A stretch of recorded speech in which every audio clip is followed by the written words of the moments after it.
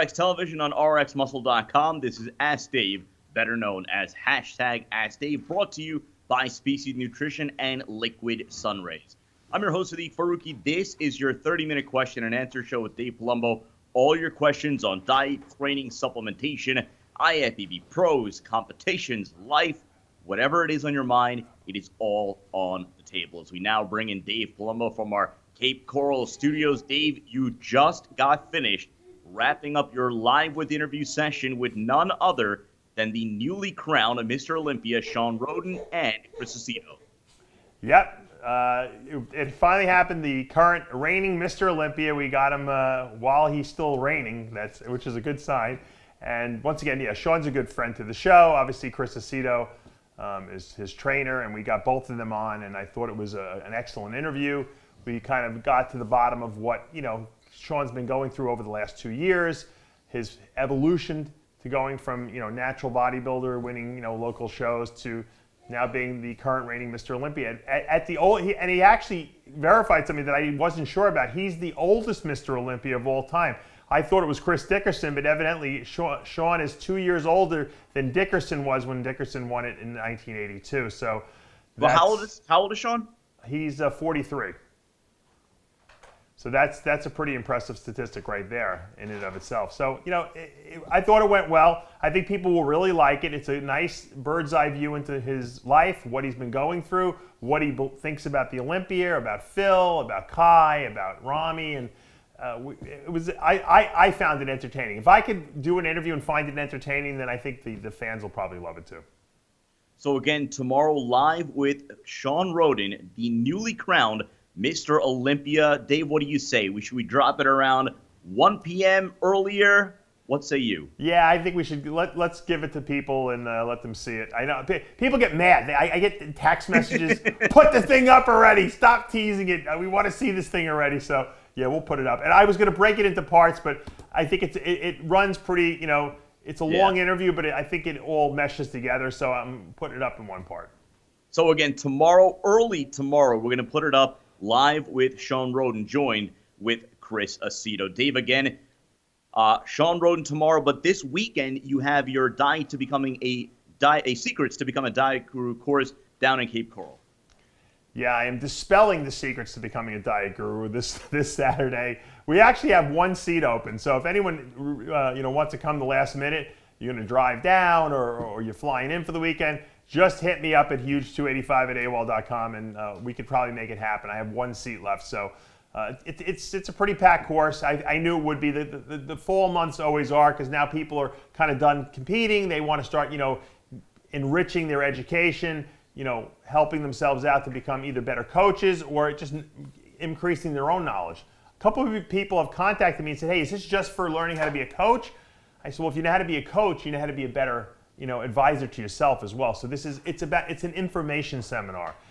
However, obviously, if you have a lot of information at your disposal, you can then use it to help other people as well. And I think that's what the sport's all about. It's about giving back. Plus, a lot of guys out there don't know how to make a good living for themselves. Think about how many people are bodybuilders that don't really have jobs that pay them enough money to really make them self-sufficient in a sense. This coaching people and getting people in shape for competition is a job that you can do for the rest of your life, and you can make a really good living from it. But you need to have knowledge at your disposal, because if you're not a knowledgeable coach, people will find out right away and they'll leave you. And so that's what this course is about, and that's why I've been teaching this course for the last 3 years.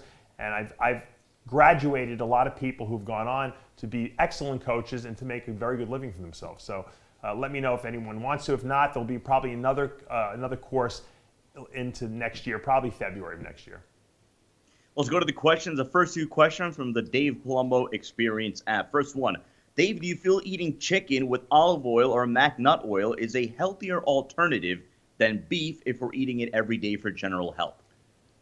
I think you got to mix it up. I like, for bodybuilding purposes, for building muscle, I like to have red meat once a day. Back in the day, I did it. I was never a guy that would eat red meat like 3-4 times a day. It doesn't digest that easily, and it kind of lays in your stomach. Once a day is pretty good. The other meals I would go with my chicken, fish, whole eggs, protein powders. I know guys that eat red meat, 3 times a day, and they get strong and they feel good on it, but you know what? I just feel like the digestion of it is difficult on the body.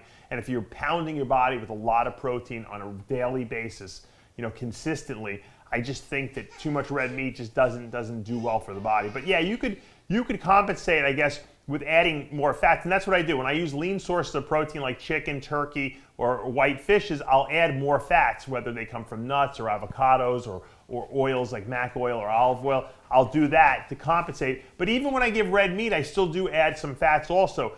Usually they're not from higher, denser calorie foods. I'll do them more so from oils like macadamia nut oil, rather than starting to put a lot of nuts in there, because then you almost get too much fat and too hard to digest. And my daughter Aria, my beautiful Doria, she wants to get in on the action here. Hi, how you doing? She's laughing. Okay. Next question. Second question, again from the Dave Palumbo Experience app. Dave, why would ramping AAS doses not work better than just going straight to a high dose? Everything else we do, milk all the results of minimal results, then increase examples like diet and cardio. I didn't catch the beginning of what you said. Why would ramping AAS doses not work better than just going straight to high dose? Because you know what, most stuff is long acting. So I mean, whether you start out low, and then build up, you're really not maximizing your gains until you get to the effective dosage. So if let's say 1,000 milligrams of testosterone a week is ideal for maximal muscle gains, when you first start taking it, it takes 3 weeks to start accumulating in your system. If you start with 500 milligrams a week, okay, it's still going to take the same length of time to accumulate, and you're not going to have as much in your system. So you've wasted now. You might waste 6 weeks before you get up to the effective dose by ramping up, as opposed to going right to the effective dose, and where it only takes 3 weeks to accumulate. So, I believe in just going right up to it. Back in the day when Bill Phillips was writing the Anabolic Reference Guide, they had all these pyramiding schedules of how drugs work. To me, just go to the effective dose and stay there. And then when you're done with your cycle, you come off of it. And people always say, oh, should you taper down? No, because if you're using long actings, it's going to take 3 weeks to 4 weeks to come out of your system anyway. So it ramps itself down. And that's the advantage of using a longer acting ester. Let's go to the Instagram questions. Again, our handle is official_RXMuscle. Let's go to ATL Fantasy. Dave, does getting in the sauna to make weight for a bodybuilding show the day before prejudging cause a watery film? Or is it okay to do this? Weigh-ins are the day before the show. I only use saunas in absolute necessity situations, and it's not because I don't think it's effective. It's very effective. It works really well, and I don't really think it ruins your physique at all. But it really overly dehydrates you, and it stresses the body out a little bit. Whereas if you can passively lose the water with maybe a diuretic, a little water restriction, maybe some carb restriction, I just think your body doesn't go through as much trauma. But once again, if it gets down to it and I need someone to make weight, I'll put them in a sauna. I have no problem with that. Let's go to Iron Addict 123. Dave, I hope you answer this, as this has been worrying me for quite some time. I'm having blood glucose under 70, usually in the 60s, even after eating, but not having any symptoms of hypoglycemia. I'm on the keto diet. Mm-hmm. Yeah, you really shouldn't be dropping, your blood sugar shouldn't be dropping if you're on a ketogenic diet, because your body's really not using glucose. The only time sometimes people notice a drop in blood sugar on a ketogenic diet is when they're really, really lean at the very end of the diet and they're doing a ton of cardio, because there's just no reserves. So your body can't even make ketone bodies because there's no fat reserves. So sometimes your body will start, dipping or dropping blood sugars. But normally, if you're just on a normal basis on a ketogenic diet and you're dropping blood sugar, that would tell me that you're probably not in ketosis. And that could be because you're getting hidden carbs from somewhere. You might just be on a low-carb diet, but it sounds like your brain hasn't switched into using fats as a fuel source. And that, once again, that could be from either eating not low enough carbs or getting carbs from hidden sources. Like you might be using ketchup or sugar-free ketchup, and you didn't realize, oh my God, there's tomatoes in here. I'm actually getting sugar in there. Or you might be using a condiment that has sugar in it. Or you might be chewing too much gum, sugar-free gum that has some carbs in it. So you got to figure out and troubleshoot what you're doing that's preventing you from being in ketosis. Let's go to APO the Champ. What do you feel is the optimum level for free testosterone, total testosterone, and IGF-1 levels in male athletes? No, if I'm a bodybuilder, the higher the better, because you want high free testosterone, you want high total testosterone, you want low sex hormone binding globulin so that you're not inactivating, testosterone. I mean, what's the right amount? I don't know. Some guys have 5,000, total testosterone. I mean, is that better than 3,500 or better than 2,000 total? I don't know. It's well over what the normal level is. The normal high is 850 on total testosterone. So if you're over that, you're pretty good. Is there a difference between 5,000 and 7,000? I don't know. There might not be, at that point. But, I don't worry about that. If you're using real, anabolics, then taking 1,000 milligrams of testosterone a week with another anabolic, you're going to be high enough. Whether you're 3,500 total or 2,500, it really doesn't matter. Let's go to Matt Tracy. I've been taking 2 servings of Fiberlize daily, but I'm coming up on no carb show prep 4 weeks out. Would taking it twice still be encouraged since it has 9 grams of carbs per serving? I get this question all the time. It drives me nuts. But you know what? I shouldn't drive me nuts because I always say there's no such thing as a dumb question. Guys, when you look at a label and you read the supplement facts on the label, okay, you read total carbs, okay, 9, okay, and then you go down and you look at fiber carbs, and it says 8.5 grams.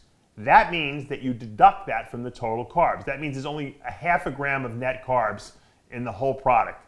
That means it's virtually the zero, okay? A fiber product, by definition, is a carbohydrate that is unabsorbable. If it's not absorbable, it's called a non-impact carb.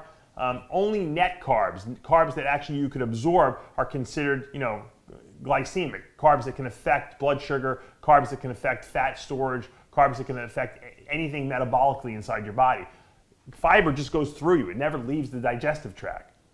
The bacteria in your colon may ferment some of it, but it's really not anything that's absorbable. So yeah, you can use Fiberlize every single day of your life, no matter what kind of diet you're on, because the carbs in there are not absorbable. Good one here about you. We get a lot of good questions about you, your mindset, your days as a professional, and what you do now. We'll save that till later on. Let's go to IZMCNIZ.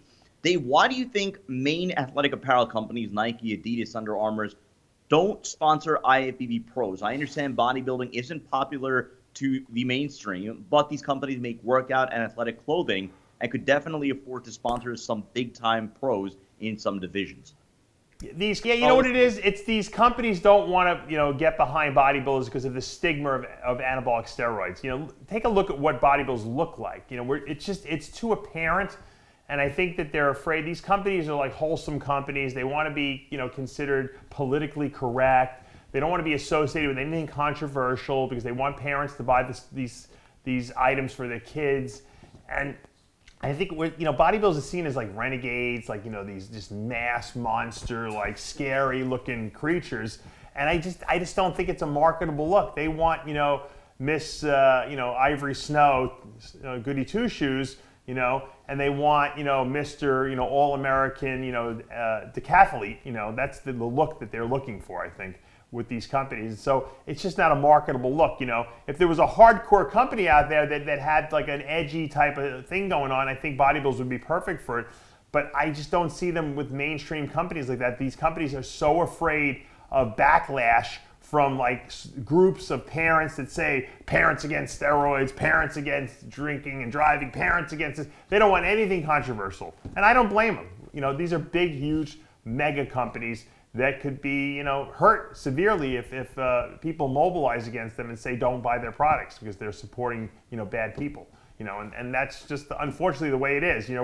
We're a sub-cult or a sub-group of society, and we always will be a little bit of a sideshow. And we have to understand that while there is definitely a niche, and while there is definitely an audience, and there definitely are buyers for our products, they're not going to come from mainstream America. So I'm going to ask you 2, eating-related questions. One is from Chris F93. It's a question that you do get fairly often regarding how to increase appetite. He says he struggles getting all of his meals in. So that's one. The other is MG Superior says he eats 7 large meals a day, still finds himself very hungry an hour later. That would mess up his metabolic process to shorten time in between meals. These are 2 separate questions? Yeah. Okay. Yeah, because I was going to say it sounds contradictory. The person who can't eat enough, in that sense, you got to figure out ways to make yourself hungry. Sometimes what I'll do to resensitize an athlete is I'll cut their carbs way back for like a week. That'll make them voraciously hungry. And then usually that'll re-kick-start their appetite again. I also have done, stuff like GHRP6, which is a peptide that causes GH release. For some reason, it stimulates the appetite center in the brain, and you get really hungry on that. That works well. And then you got to just, if you want to be huge, you got to get the meals down. Believe me, there was probably at least 50% of my meals that I ate, maybe 75% of the meals that I ate in the off season, I never wanted to eat. And I just got them down because I knew I needed that protein and the fat and carbs in there to put muscle on and repair muscle. And I just got them down, whether I had to blend them up and drink them or drink shakes or just, make things taste better. I did what I had to do to get the food down. And if you're going to make excuses, hey, I really want to be a huge bodybuilder, but I just couldn't eat the food. You know what? You only have the person, shame on you. Because you know what? That's not an excuse. That means you're basically making an excuse why you're not going to succeed in life. So if you want to accomplish something bad enough, you get the job done. You find a way to eat the food. You get it down. You don't complain, you just do it. Because you know why? You want to be better than the next guy. Well, the second question from MG Superior was about, so he eats 7 large meals a day, still finds himself very hungry an hour later. Right. He wants to know if it would mess up the metabolic process to shorten time in between meals right now, 2 to 2.5 hours in between meals. That's fine. I don't have a problem with that. I used to eat every hour, every 90 minutes to every 90 to 120 minutes I would eat. So every hour and a half to 2 hours, I would get a meal down. Sometimes before shows, when my metabolism would get so crazy, I would eat every hour on the hour. So that's fine. Not a big deal.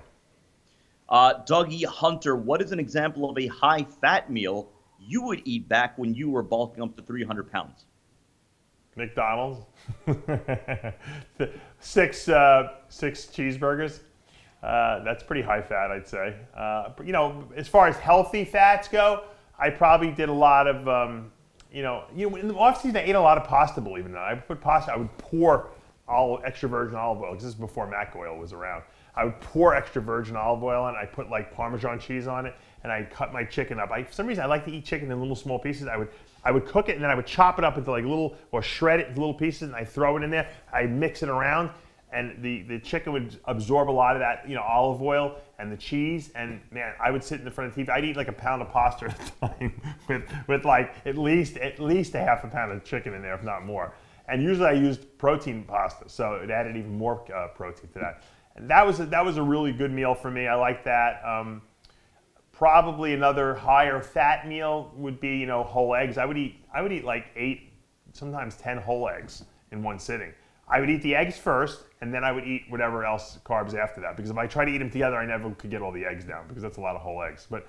And if I couldn't eat them, I would blend them up. And if I blended them, I would do 12 whole eggs, and I would blend those. That's what I did. That's just, you got to get it down, you got to get done. Some big news today, maybe not necessarily bodybuilding related, although many bodybuilders, I'm sure, would have interest in this.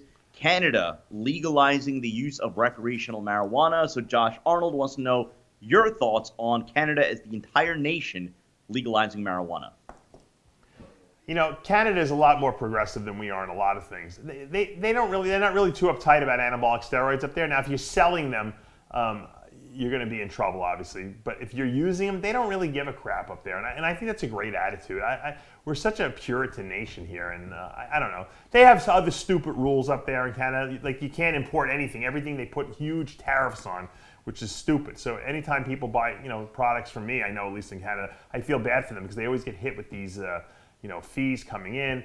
But pretty much they have a pretty liberal, viewpoint on things up there, and I think that's we should take a little few notes from them because marijuana brings a lot of money into the state of Colorado. I mean, think about what it would do if it was legal in every state in the nation. That would bring a lot of cash flow into the country, and obviously the government's going to tax that stuff. So we're looking to make some more money here and get ourselves out of a hole. Not even medical, just recreational marijuana use, legalizing it, I think would go a long way to helping the nation out of some of the financial woes we have. You're watching Ask Dave on RxMuscle.com. Reminder, tomorrow, live with Mr. Olympia, Shawn Rhoden. It's only been about a month and a half since you've been able to use that phrase, Mr. Olympia, Shawn Rhoden. He's joined by Chris Aceto tomorrow, early afternoon. Keep it locked to our Instagram for details on final time. But again, early tomorrow, Eastern Standard Time, live with Shawn Rhoden. Let's go to Chris Zarazny, creatinine levels of 1.41 and GFR at 60. Is that within normal range for a bodybuilder? Supplements include creatine. My doctor says I have major kidney issues. My liver enzymes are also elevated. His solution was to stop all supplements and quit bodybuilding altogether. Your thoughts? Well, the fact that you're using creatine probably is artificially elevating the creatinine level in your blood. So what I would first do is stop the creatine and then go get retested. Then if your levels come down to normal, and the high normal range is about 1.3, so you're not that high. So if you would go off the creatine and your levels came down under 1.3, you'd be fine. If they don't and they stay up there, then we're talking about, you might be having some kidney stress. I would probably do my 3-week detox that if anyone wants to email me at huge285@AOL.com, I'm more than happy to send out to you guys. It'll allow your body to kind of get a little bit of rest and let those kidneys regenerate a little bit. Part of the protocol is to use a product called Kidney Stuff that I sell at DavePalumbo.com. It's not my product, but I sell it because it works, and it will help reduce that creatinine level. It takes a few months to really lower it a lot, but yours is not that high, so probably 60 days of it, 2 bags of it should work pretty well. And once again, we want to reduce the inflammation around those kidney tubules so they start filtering the blood a little more efficiently. If you catch things like this in the early stages, you're not really looking at any permanent damage. It's when your levels start going up to 1.8, 1.9 on the creatinine scale, and you're not doing anything about it, and you keep doing the same dumb stuff, that's when you get scarring in the kidneys and the damage becomes permanent. So right now I think you're fine. Take the creatine out, check your levels, they're still high. Definitely do the detox 3 weeks and use the Kidney Stuff product for at least 2 to 3 months. And I think you're going to see a tremendous improvement. Let's go to Class Athletic Boy. Going hypo post-insulin shot. What do you recommend to deal with going hypo post-insulin shot? Milos would say eat more carbs. I would say take less insulin. If you're going hypo, you're probably taking too much insulin. I don't know if you're I'm hoping you're in an off-season scenario. If you're pretty lean and it's happening to you, you could probably increase carbs, and that would be fine. If you're not, and you tend to be a little bloatier and holding some fluid, you might want to just cut back your insulin amount. You're probably taking too much. Merce, Dave, do you think keto is the best option if you get diagnosed with type 2 diabetes? If not, what do you recommend? Yeah, I would say it probably would be because, when you're reducing your carb intake, you're reducing the strain on the pancreas to have to produce lots of insulin. And type 2 diabetes is, we always thought of it as a disease of insulin sensitivity. In other words, we don't have enough insulin receptors. I believe it's a combination of not enough insulin receptors combined with the fact that your pancreas is just not able to keep up and produce enough insulin. So we want to take that burden off the pancreas to have to crank out so much insulin, and the way to do that best is to reduce your carb intake, because if you don't eat as many carbs, you don't need as much insulin.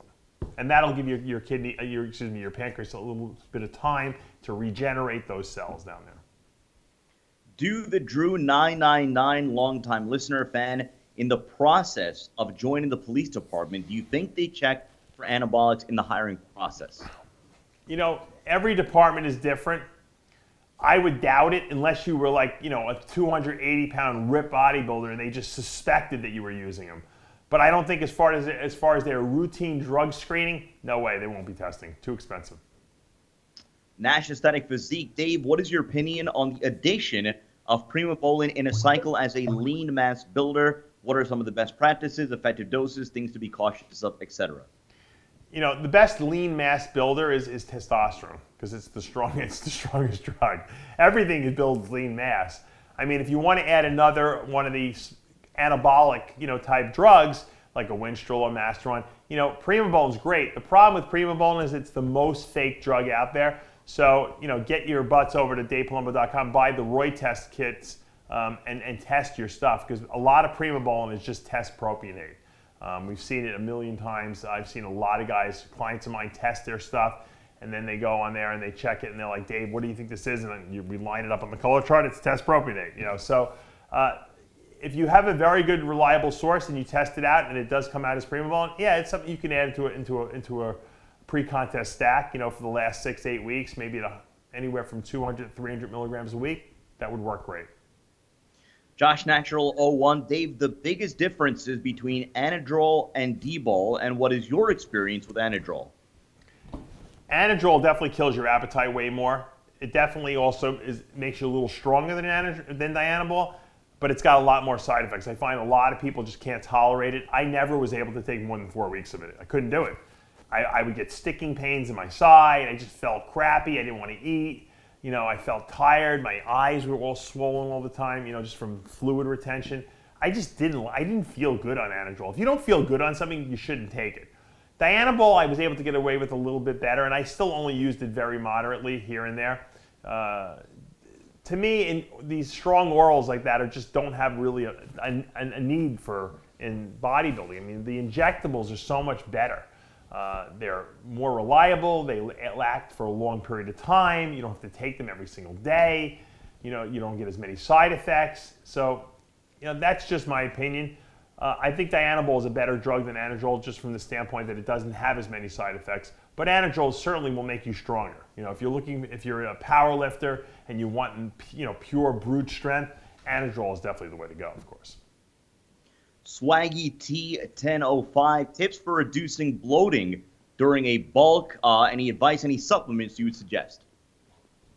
The best way to reduce bloating, would be to address, estrogen. A lot of times estrogen is what causes fluid retention. You could take an aromatase inhibitor like Arimidex, Femara, Aromacin. If you don't want to go the drug route, you can use a product like my Legalizes product at 3 pills twice a day. That will reduce estrogen levels in the body. It will reduce DHT as well. It certainly helps. If you're eating a lot of calories, cut your carbs back a little bit. That will get rid of fluid retention. But unfortunately, if you're on an anabolic cycle and you're eating a ton of food because you're trying to put muscle on, invariably you're going to hold some water. There's just no way around it. Mackie in 1977. Well, we've gotten this question a few times. Dave, you want to just repeat your email address? Says he sent you a blood panel, or rather, he needs a blood panel you send out. Says he sent you an email. So again, it's huge285@AOL.com. If you want to tell the listeners more about the blood panel that you send out to viewers. Yeah, a lot of people don't know what blood work to ask for from their doctors, and the doctors they'll think they're giving you a lot of blood, stuff to look at, and it's just not the right panel sometimes. So I usually, if you email me, I'll send you the blood panels I think you should be getting done, and you can give them to your doctor. And most doctors will be more than likely to write them. There's nothing that it's always better to have more data than less data available to you. And I think that this panel is not overly done, not excessive, but it's good enough that you're going to get a lot of information from it. We do get questions a lot of times about Titan Medical, UNVR success. What's the deal with Titan Medical? Are they really legit? They're great. I love Titan Medical. This company is a company I've been with for a very long time right now, and they're very accommodating. I have a lot of clients and a lot of people like yourselves that watch this show go over there, and they're very well taken care of. Look, it's not a bargain basement, steroid dealer in the gym. This is a legitimate medical, practice where you're going to go in there, you're going to see a doctor, or you're going to do it via a Skype consult, and they're going to prescribe stuff for you based on your blood work they're going to send you for. And, it's going to cost pharmacy prices. It's a little cheaper than you would if you go to a normal pharmacy, because obviously it's a compounding pharmacy, but you're still going to pay for it. But you know what? You're paying for something that's real. Okay, you're getting a real doctor to look at all your blood work. You're being monitored. That's what you want. I mean, you want peace of mind. When I'm taking my testosterone replacement shot, if I'm on replacement, I want to know that it's real. I don't want to have to worry. I wonder if the stuff is dosed right. I wonder if it actually even is testosterone. That's not something that makes you feel good. So Titan, like I said, it's not going to be the cheapest place you go to, but you're going to get what you pay for, and that's really what the bottom line is. Two more, I swear. Krasar Girginov, your opinion about protein cycling, is it beneficial for muscle building and keep stress or keep out stress from organs? You know, the only time I really cycle carbs and protein in a person's diet is if they're not responding, or something just doesn't look right, or maybe I've had guys, they just can't gain any weight, and what I'll do, or if they're gaining weight, it's kind of like crap weight. They're getting fat. I'll sometimes I'll cut back carbs way back in the middle of an off season. I'll raise protein. Sometimes I do the opposite. I'll actually reduce protein and raise carbs. It happens, I have to go instinctually by what's going on in the body. When people stagnate, you have to do things that you normally don't do. You go against logic, because what's happening is your body knows what's going on and it's fighting you. So you have to kind of shock it a little bit so that it loses track of what's going on, and then you can re-establish the diet again once the person kind of comes out of that stagnation plateau. Final question, again, a reminder, tomorrow, early tomorrow, live with Mr. Olympia Shawn Rhoden, joined by Chris Aceto. Keep it locked to Instagram for the official time, but it's going to be early tomorrow. Last question from the Ryan Bickford. If you go back to your mindset when you were first starting out, do you think you'd still want to become a pro bodybuilder in today's industry? Death of magazines, less sponsorships, everything is social media, bodybuilding numbers down, etc. When I got into bodybuilding, I could care less about making a single dime from the industry. I did it because I was consumed with changing how I looked. And that's what I wanted. And once I started competing, I was consumed with winning a show. It was just getting a trophy at first. And then it was winning a show. And then going to the next level. I would have gladly have, and I was, I guess, paying entry fees, but I would gladly have given them money. I didn't want any money back. I just was happy to be able to do what I really loved and what I was obsessed with at a certain point. So I think in today's day and age, bodybuilding would be even better, because as I could have showed the whole progression of where I started to where I ended up, which would have been all documented via Instagram and Facebook and photos and videos I would have been taking. I have almost nothing to show where I came from, because no one took pictures back then. No one had video cameras in the 90s. So yeah, I would have loved to have been a bodybuilder in today's industry. The only thing that sucks about today's industry is you don't know, the drugs are all like underground, and so you don't know if any of them are good or not. But the supplements are definitely better. The food knowledge we have today is better. If I had the knowledge I had today when I first started, who knows how far I would have gone. It's scary to think how good I could have been knowing what I know now. That is going to do for this episode of Ask Dave, again brought to you by Species Nutrition and Liquid Sun Rayz. Reminder, tomorrow, early, live with Mr. Olympia Shawn Rhoden, joined by Chris Aceto. For Tyler Shore and Dave Palumbo, I'm Steve Faruqi. We'll see you next time.